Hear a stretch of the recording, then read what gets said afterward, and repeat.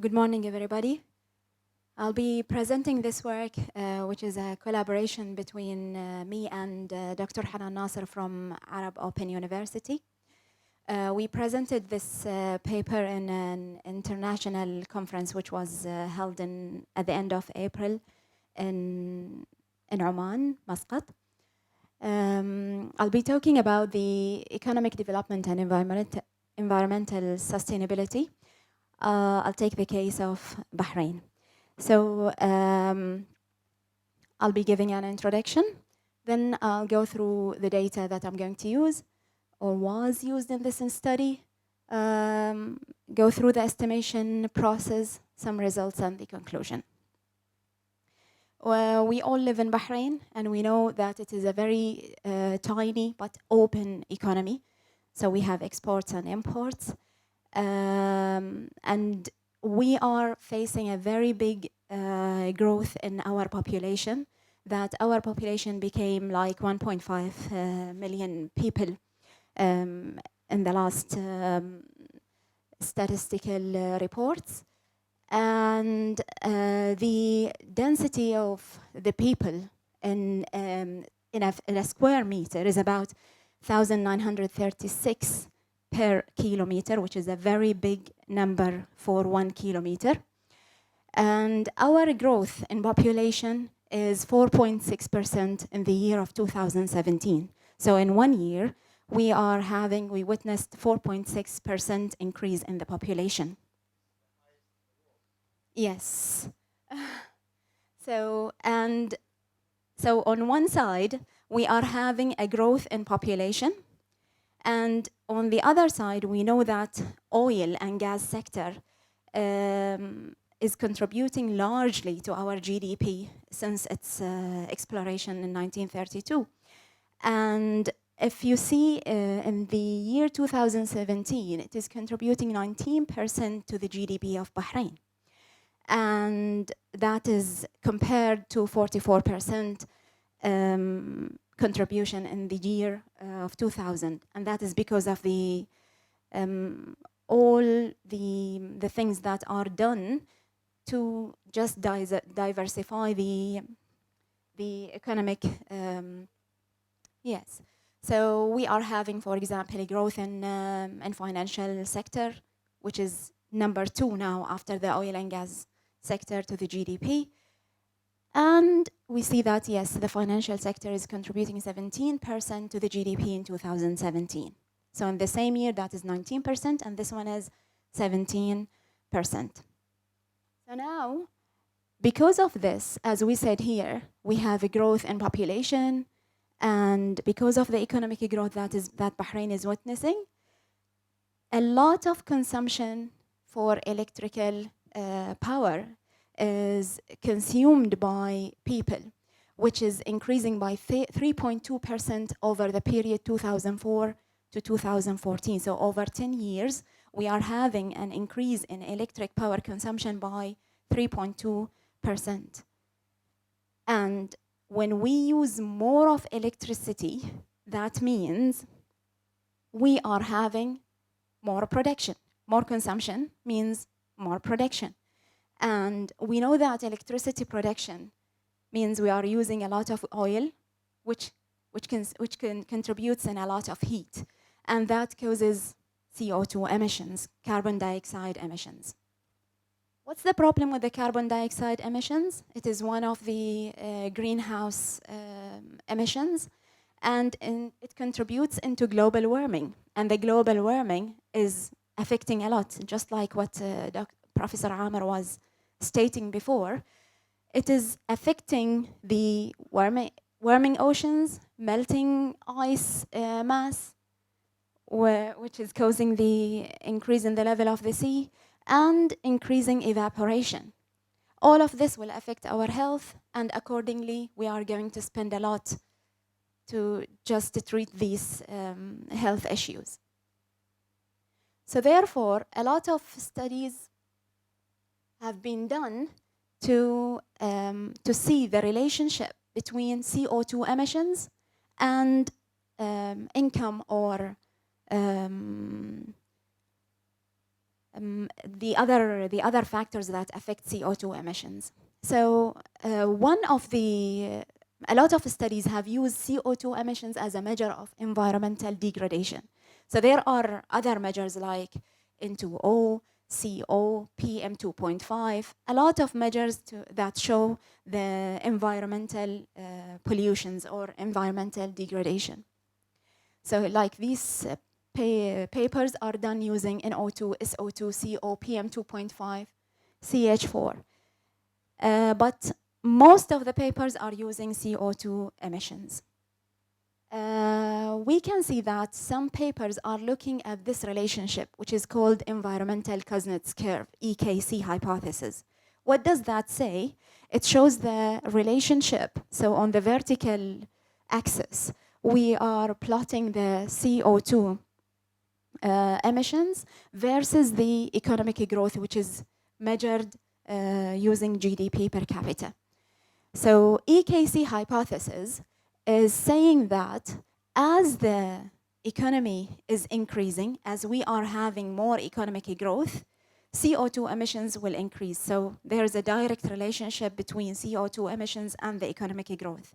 But at a certain level, there will be the maximum point for the CO2 emissions. After that, there will be a drop in CO2 emissions. So the relationship is not a straight line or an increasing relationship.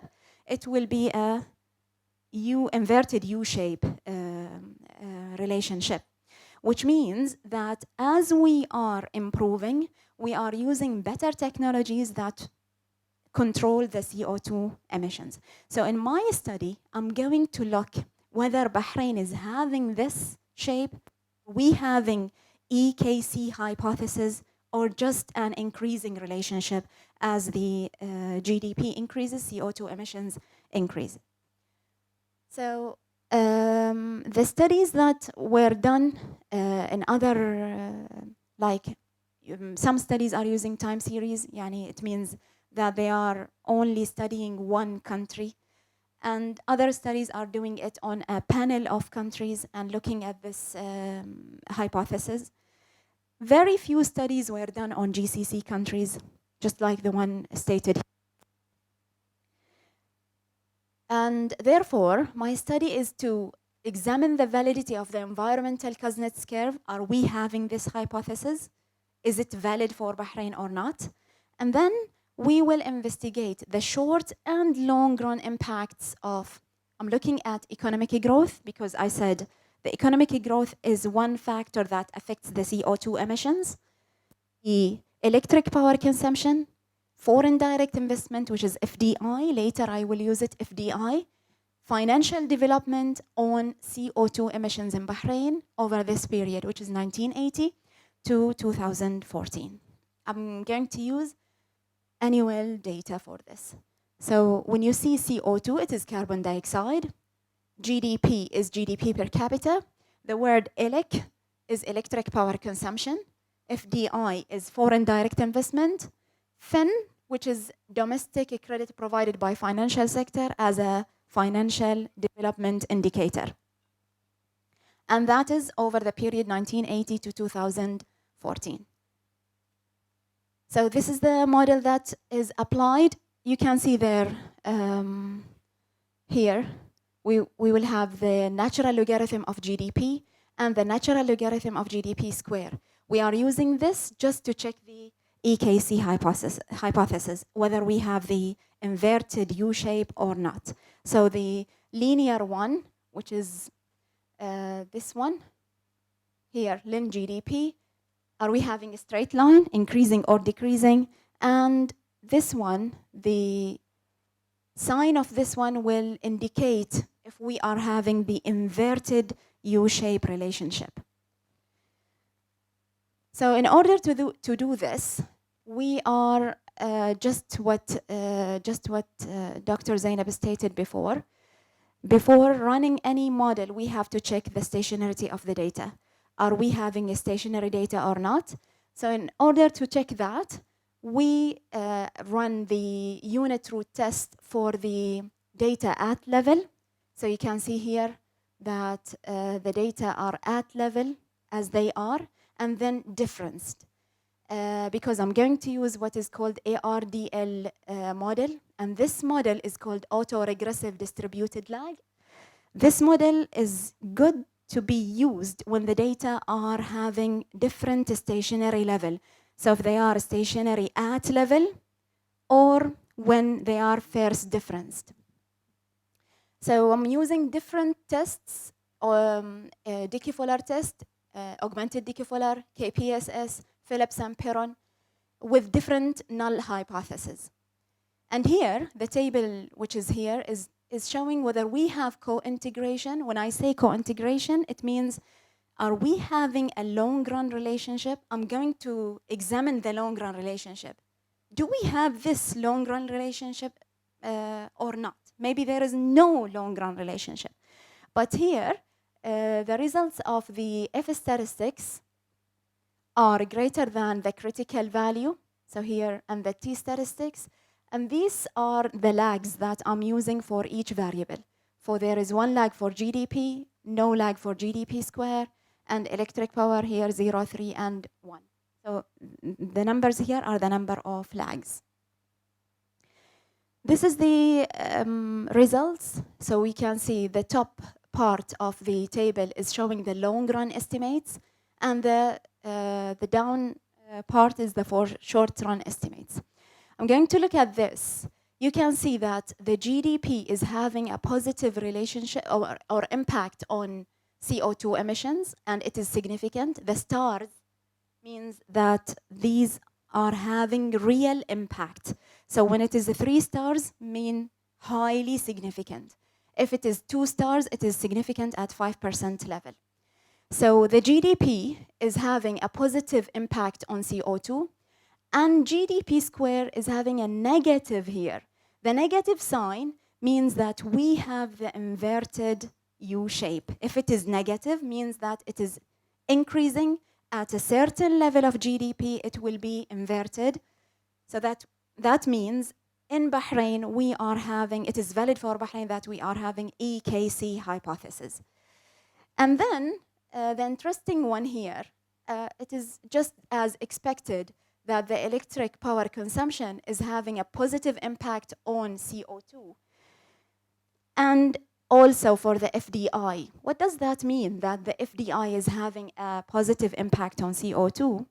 That means the foreign direct investments that are done here, they are not following the rules, or maybe Bahrain is not imposing rules on those people who are investing in Bahrain not to exceed a certain amount of CO2 emissions. So that means for policymakers, there should be a certain amount of CO2 emissions. There should be examination on the output of their products. And the other point here, the financial development, FIN is the financial development sector, is having a negative impact. That means when the financial development is doing good, that means the CO2 emissions will be reduced. So this shows that it is good what we are doing here, focusing on the financial development sector. And for example, if we are going to invest in bonds and securities and take these monies in doing research regarding the environmental sustainability, that will be very good for our Bahrain. What is next here? Just diagnostic tests that I'm testing my model. Is it good? Is it giving good results? The results that I can depend on. And these are showing, yes, that my model is stable. And here the errors, that they are between the lower and upper levels. So my model is fine. What are my key findings? Just what I stated before. I'll go directly to the conclusion. So here, the first point, we should, because the data are till 2014, so I'm not including the years that Bahrain started, for example, the B-wallet, the things that are using our mobiles and paying, no use of papers, and the fintech these days.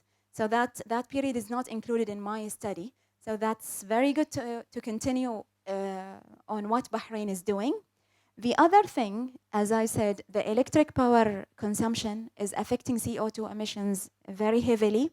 So we should follow what World Trade Center is doing in windmills. Maybe it is costly for Bahrain because we don't have wind, but to think of renewable energy other than using the or depending on oil in producing our electric powers.